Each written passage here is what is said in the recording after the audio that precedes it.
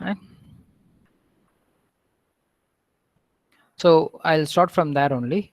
What we have done for. So in the last class, what we have seen here is you have seen that the AND gate and OR gate is going to work together, right? Is that right? Work at the same time. Our OR gate is not going to wait for the AND gate to complete the result. Then it's going to operate. Is that clear now? Yes, sir. Right. Okay. Now, uh, now we'll this if you do this kind of structure, what is shown in the screen, then it is called a gate level modeling. That is what the module 3 of your syllabus covers. Okay. And there is other way. There's a behavioral modeling, which is what they have asked in your lab point of view. So in the when you are writing the gate level modeling, have you done any code inside the gate level? Are you able to write inside, go inside the gate module and write anything? Have you done like that? Or we have straight away called the gate module, I mean AND gate straight away. For example, you have used AND. Uh, this is the code we have done. Is that right? If you are using a gate level modeling, as per the discussion what you have done in the last class, this is the gate level model. We have written the code, right? So here we have called straight away not and. Is that right? Okay. So is there any possible that I can go inside the AND gate and I can work on it? No, sir. Have you done that?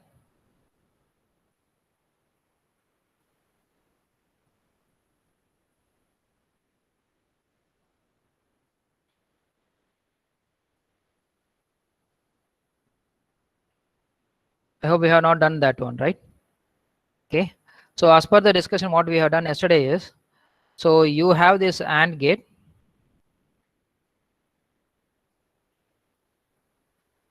So this is the AND gate we have. Okay.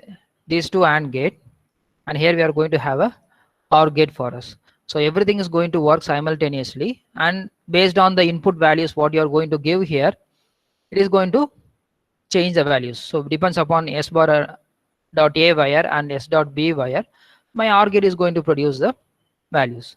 Now similarly, the one drawback here is this AND gate is predefined for us. So I cannot write a new definition using this gate. Okay, unless I write it into transistor level. So Verilog gives us a chance using behavioral model. What I can do is I can create my own structure like this. So after this, what I can do is I can add a one black box design. One block where I can write my own code here. Okay, and this gives my output. Now is it clear now?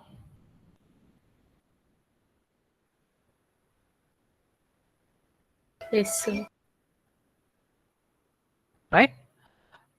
Now here you see this AND gate. Let's name it as A1. Let's name it this as A2. Now this is A3 and this is A4.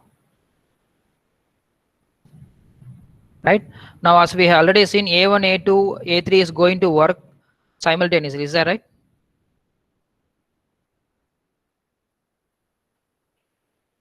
Hello? Yes, sir. Okay. Now I am going to add my own block. Okay. So I have written some code here. So what happens to the A4?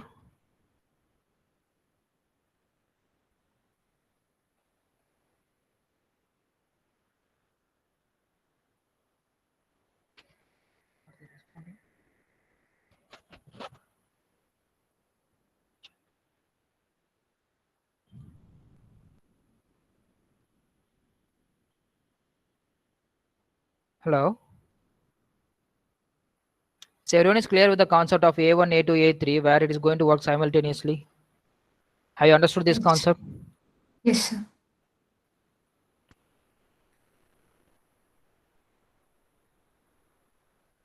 Yes, sir.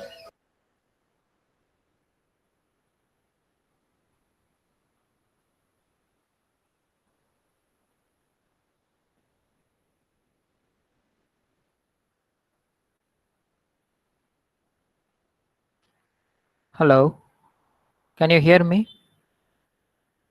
Yes, sir. Yes, sir. I can't hear anything.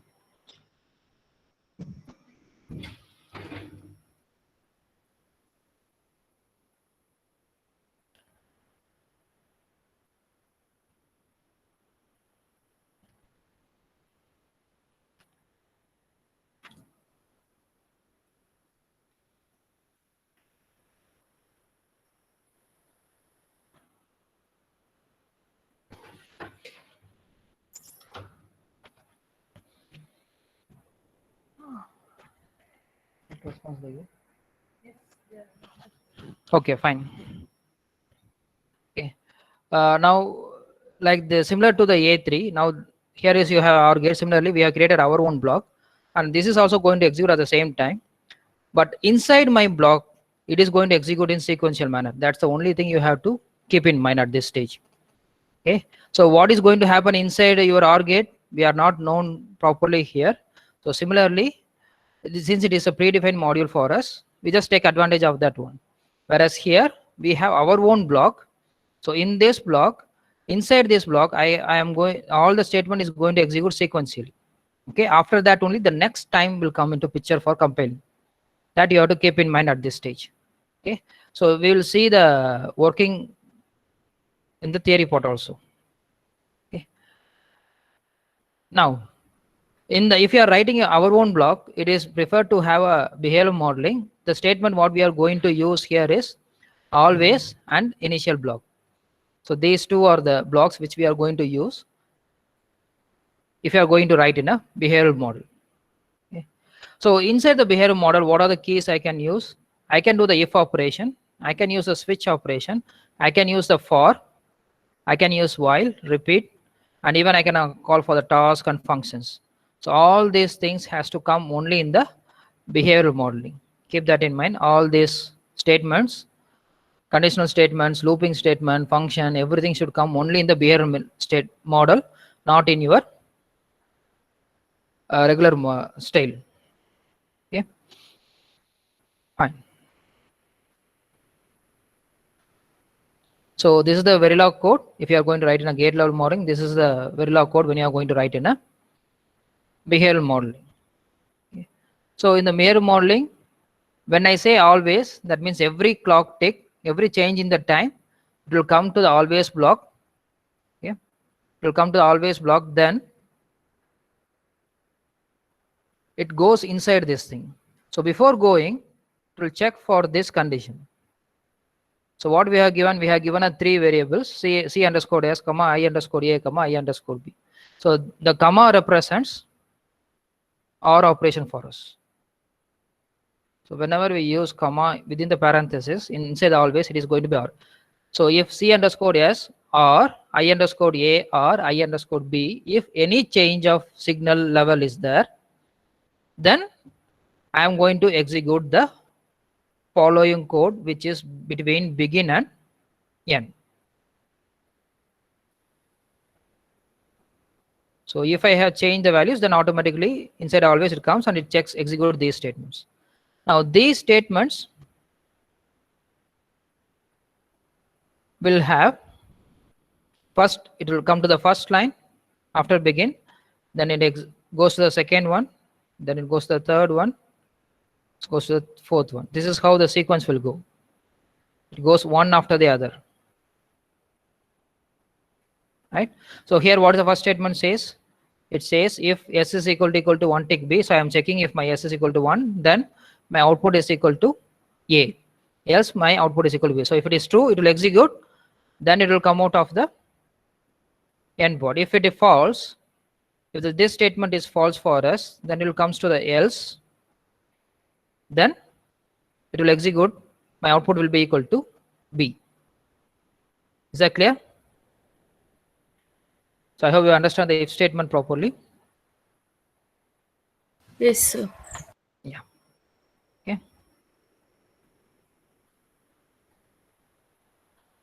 Now the test bench code is same, similar like what we have done in the earlier state. The here as usual I have done the concatenation technique by using a open parenthesis flower bracket and close flower bracket. I have just concatenated A and B. Okay. Now this is the result we got. So now we'll go for the 4:1 mux. Okay. So for a 4:1 mux, how many input pin ports are there? How many output ports are there? And how many select lines we are going to have?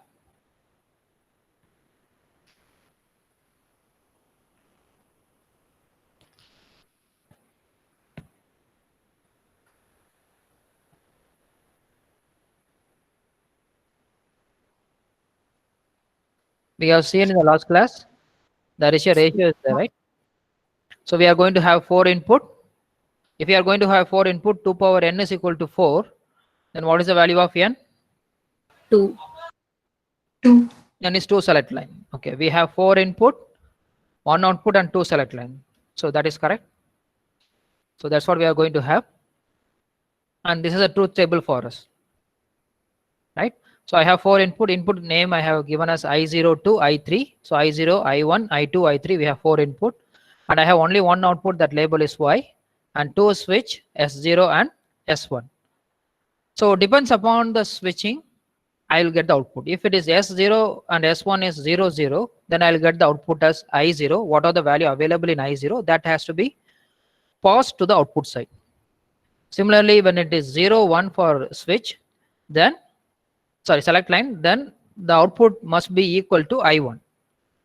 Similarly, for 1, 0, the output must be equal to I2. Then 1, 1, the output must be equal to I3. So this is a truth table we have learned in the digital design. Okay, this is the 4:1 mux, a block diagram for us.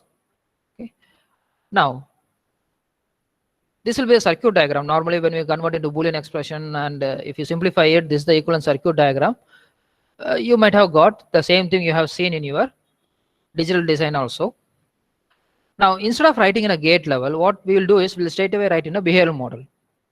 To write a behavioral model, what I know, I don't require this circuit diagram. What I want is only the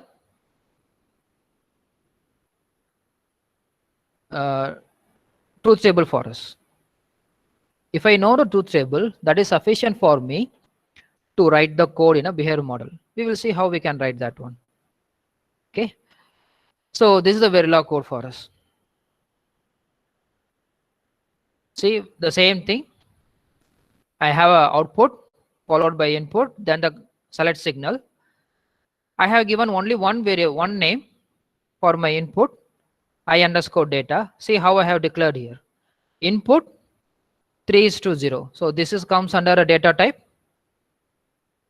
vector. Okay, if it is 3:0, then I have 4-bit value will be there. 3, 2, 1, and 0 are 4-bit. Similarly, I have taken another input with C underscore S, which is of 2-bit, because in from a truth table there are 2 select line bits are there and 4 input lines are there. What about the output? I have only one output. So if I am going to use the output name, the port name in the always block, then I should declare that as a register. Keep this in mind. If I'm going to use the port name which you have defined as output, okay, inside always block or in the behavioral model, you should always declare the same name. You should not change the name. You should give the same port name, but it should be of type register, because it is just a storage element for us. Only if required it will create a flip-flop, else it will just create a storage element for simulation point of view. Okay.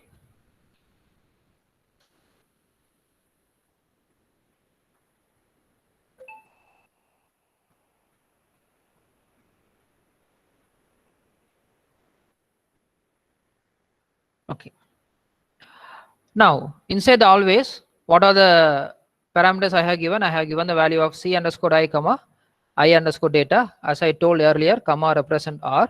So if there is any change in the select signal and data, I am going to execute this always block, right? Then as usual, we have begin and end statement. So between these two, we are going to check the select signals. So if select signal is equal to 2 tick B 0 0 for 2-bit, of binary type 0 0 I am selecting, then what is a truth table says?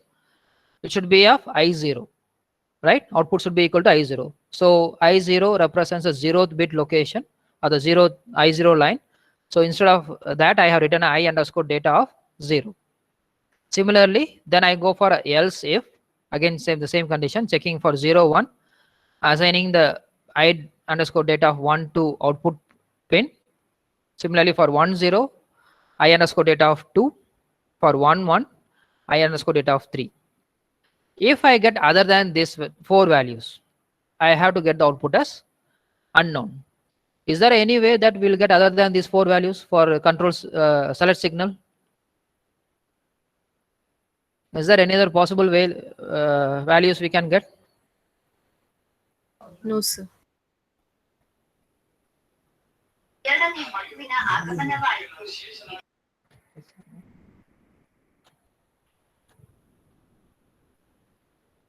Sorry, I can't. I have some issue with my speaker. It will be better if you type and send. No. So one answer says no. No. Yes, Prajwal SD has told unknown values. See, when we before learn the data types, we have seen the concept called data. A pin can take a value of 0, logic 0, logic 1. I can have unknown and high impedance. Is that right? So what are the values we have covered here? We have covered only logic 0 and logic 1. What about the unknown and high impedance? Have you covered in this code? No. Is that right?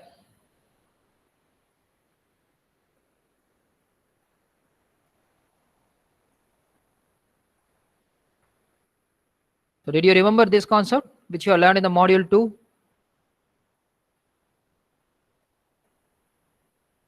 Right. So if I in my line, if I have any other values other than, if my control signal has other than 0 and 1, so my output is always going to be unknown for me. Right? This is the code we have added now. In the truth table, we have not specified this. Is that right? In the truth table, if my select signal goes as unknown, have we specified that value? What is expected output value is there? Right? So this is the advantage we'll get in a behavioral modeling. Right?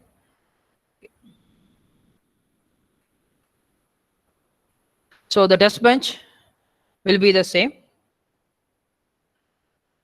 Okay. Now what I declare the register of 4 bits of I data and control signal of 2 bits and a wire, and I'm going to call that module. Again, initial begin, I'll do the monitoring statement. Then again I can write hash phi I data is equal to 4 tick b 0 0 0. Then I can change the control signal as we have seen in our this. If we keep writing like this, how many statement I have to write for this? See, this is one statement for 0 0. Then my control signal is 0 0. So this requires 4 times. For data of all 0, I have to do 4 times. So if it's a 4 bit, how many possible numbers it will be having? It has a range from 0 to 15, right? So I have a 16 numbers. So 16 into, for each number I will be having a 4.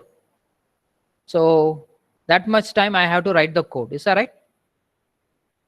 So the code becomes lengthier for us, right? So to avoid this, what we can do is we can use the help of for loop. So that's where the looping statement comes for us. Okay. So I'll just introduce this syntax for the for loop. I'll not go in depth of the for loop. So this for loop should be used only in a behavioral model. That is, you should use only in initial or in always block. Other than that, you cannot use the for loop. So keep in mind, you have to use only in the behavioral modeling. And other than the initial and always block, you cannot use. Okay. So in the for, so first is the initial. That means you are going to assign I is equal to 0, 1, 2, 3, similar like your C statement. Then you have semicolon. Then you have expression. whether I is greater than 10 or I is less than 10, then followed by the increment. Okay, then you close the parenthesis, then you'll write the statement. So the statement will be like begin and end. This statement is not there, so I'll just strike out here. Okay, so you'll have begin and end. Within that you have a statements for us. Okay, so here is example we have given. So I'll be declaring integer before the always block. Then I inside the for loop of index is equal to 0, index is less than 3, index is equal to index plus 1. Remember, in the C language, you will be having a statement called I++ that is not available in Verilog.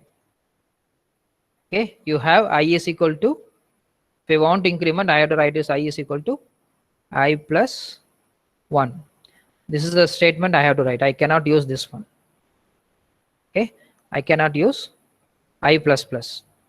So keep that in mind. Okay.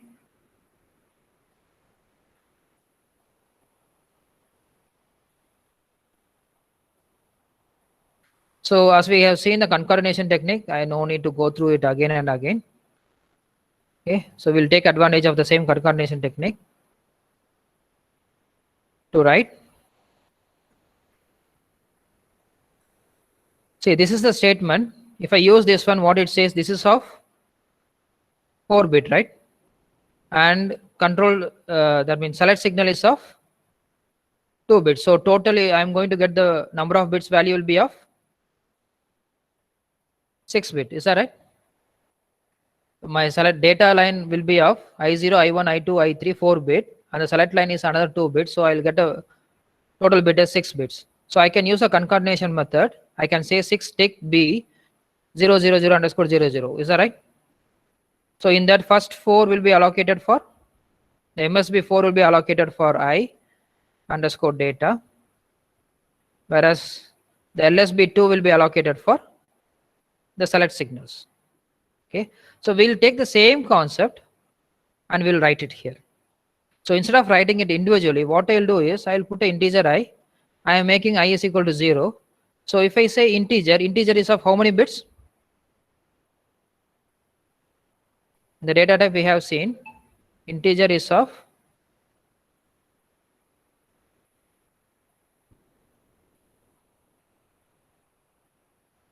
it's of 32-bit, right?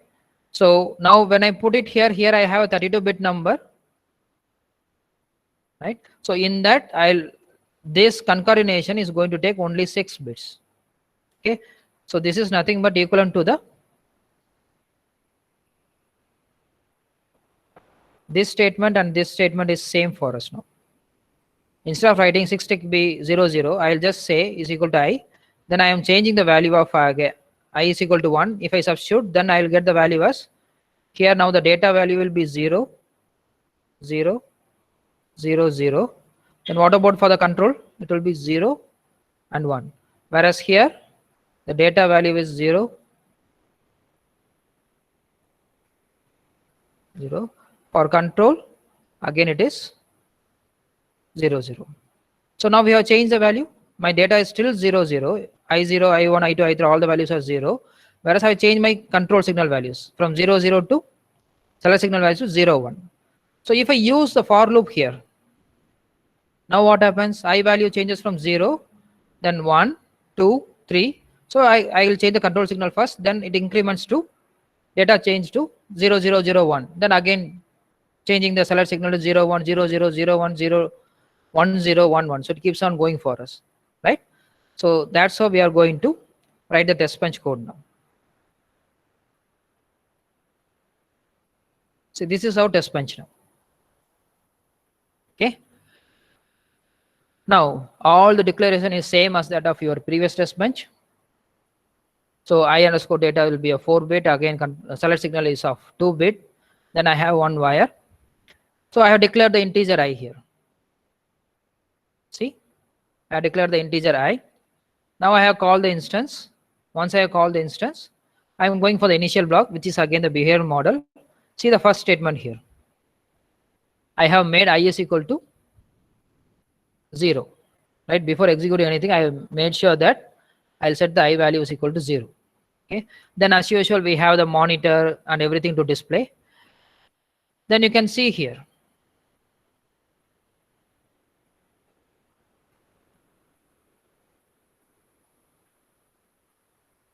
so the for loop I have used. So what is the first thing? Initial. I assign I is equal to 0 again to ensure that my value starts from 0. I is less than 64. From where the number 64 came?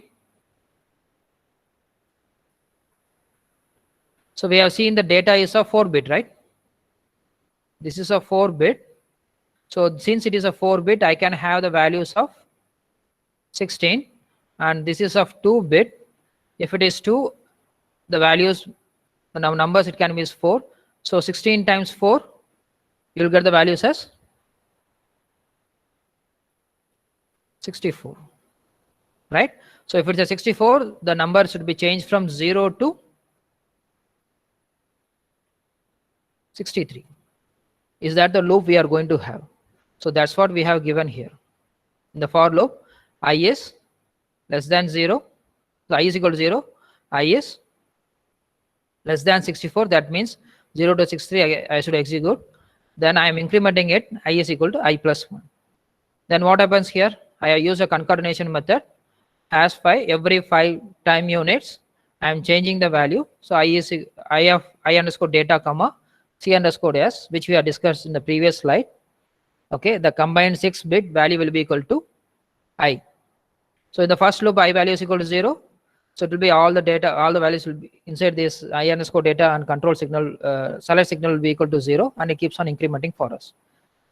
So when you compare to the previous code, what we have written as an individual statement,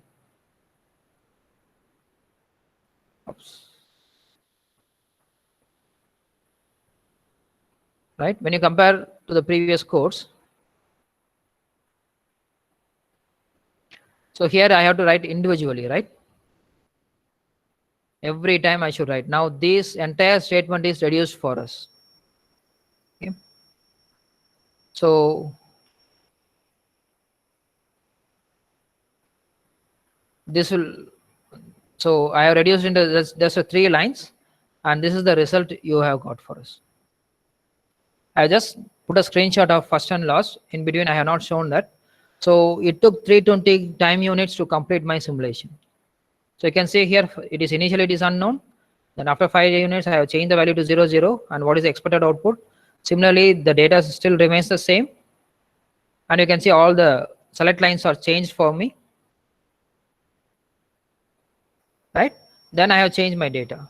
Again, I'm going to change the select lines. This is how it goes, and it completes still all the values. Is that easy for us to write? Using for loop instead of writing an individual statement?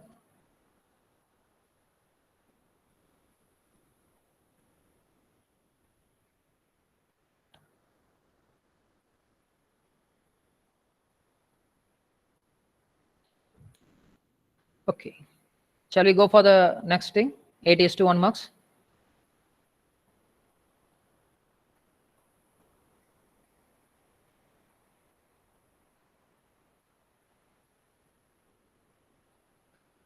So this is the 8:1 marks for us.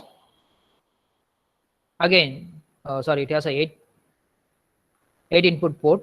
So this is wrong for us.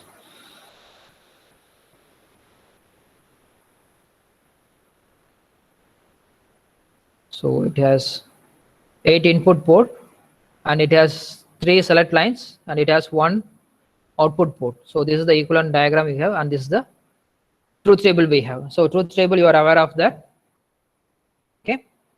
Now we will write the straight away the code. Here I am not going for a Boolean expression. So if I want to write straight away write the code, so I will take a behavioral model. Okay. So this is a Boolean expression. So let us see straight away to the code for us. So since it is a 8-bit, I have to put the input as a 8-bit. So 7:0. Again, this is a vector type. Since it is a 3-bit select signal, so I have to give a 2:0 for us, right? And I have only one output. Since I am going to use this output variable inside the always block, I have declared that as a register. reg o underscore y. Then I have always block. So inside the always block, what is the condition I have given? C underscore s comma I underscore data. That means if there is any change in the select signal or I underscore data, then I have to execute the following codes. Right? So here I have used the same if statement. So here what is the condition? Previously we have checked for a 2-bit. Now here we have to check for 3 bits since the select line is 3. So again I have to check 3 tick be 002 111. So correspondingly I am going to assign the output data. If it is 000, my I data of 0 is assigned to output. If it is 001, I am going to assign the data of 1 to the output. If it is 010, I am going to assign the data of 2 to my output. If it is 011, I am going to assign the data of 3 to my output. If it is 100, I am going to assign the data of 4 to the output. If it is 101, I am going to assign the data of 5 to the output. If it is 110, I am going to assign the data of 6 to the output. Similarly, for 111, I am going to assign the data of 7.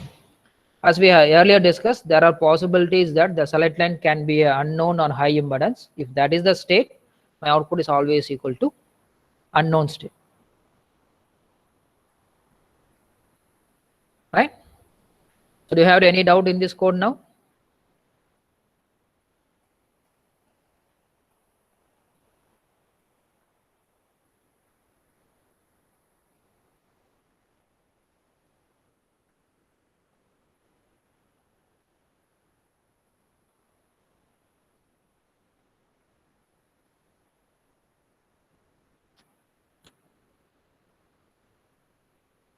Hello? Have everyone understood the concept? Okay, fine. Okay. Now how we can write the test bench?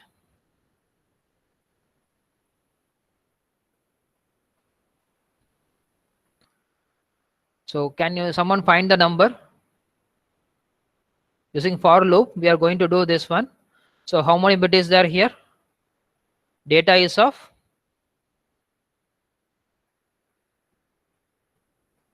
8-bit and control is of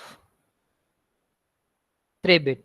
If I am having a 8-bit, how many combinations I'll be having? How many numbers will be having for 8-bit?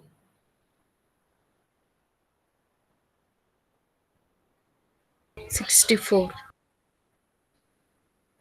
So I'll have 256. Is that right?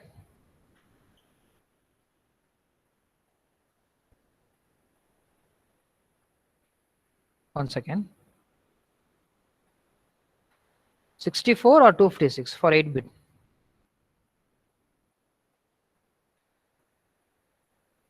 256, right.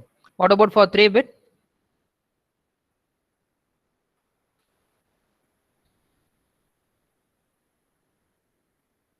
Eight. So when I multiply 256 into 3,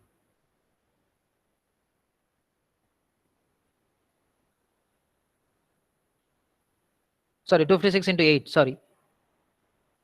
3 bits, no? I'll be having a 8 combinations, right? So this will be of 256 into, sorry, 8. So I have to write the code for 2048 lines I should write, right? So that can be achieved with a single for loop. So I can take the same previous code. Okay. I'll come to the case statement later. We'll see the test bench first. Yeah.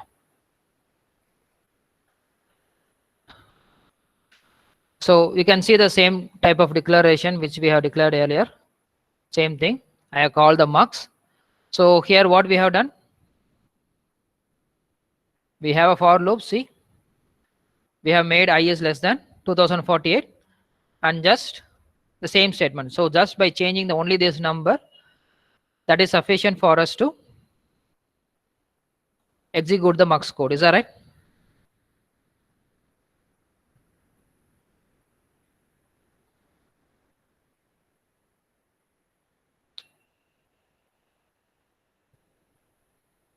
Are you able to understand using for loop? Okay.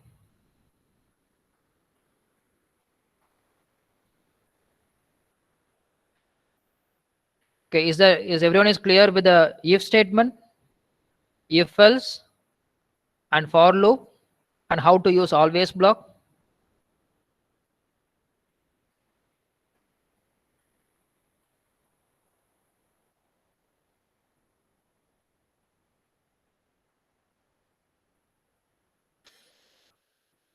So if I run this code, this is the result I'll be executing. So if you are using JDoodle, it will not run for the entire 2048 times. It has its own limit. So I think it will go up to two. I think it can go with the time stamp of maximum of 2500. I think so. Okay. So because you are given a time limit as every 5 time units, you are going to change the value. So you can check here itself what will be the value here, right?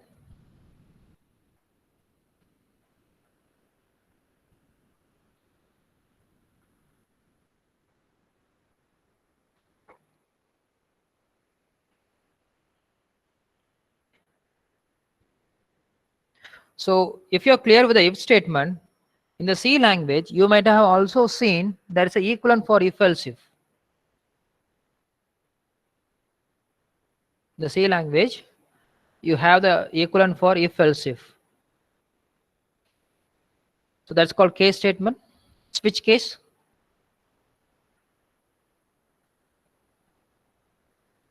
Is that right? So using that case also we can do, but I am not going to teach you that method. I'll just show you the code and I will describe this how we can write this in the next lab. For the next experiment, anyway, we are going to use a case statement. At that time, I will explain it properly. You can just go through this one.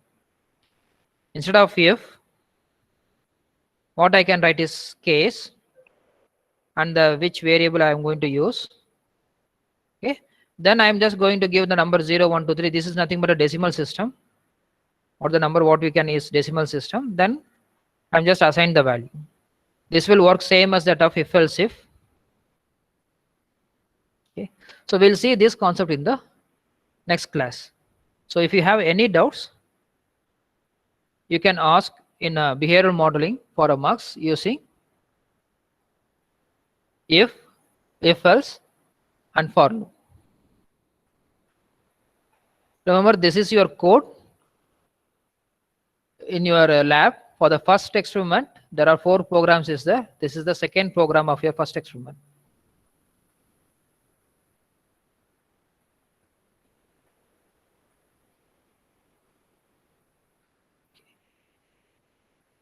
Do you have any doubt now?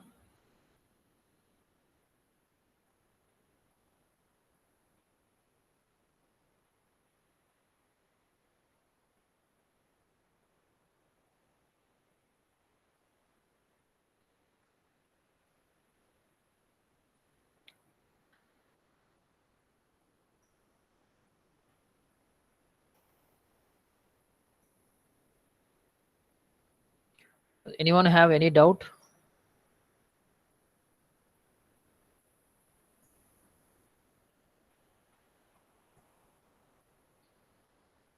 Are you clear with the always block, if and for loop, and marks, working principles of marks? Okay, fine. If it is clear, then in the next session we will see how to design a 823 decoder, sorry, encoder using case statement.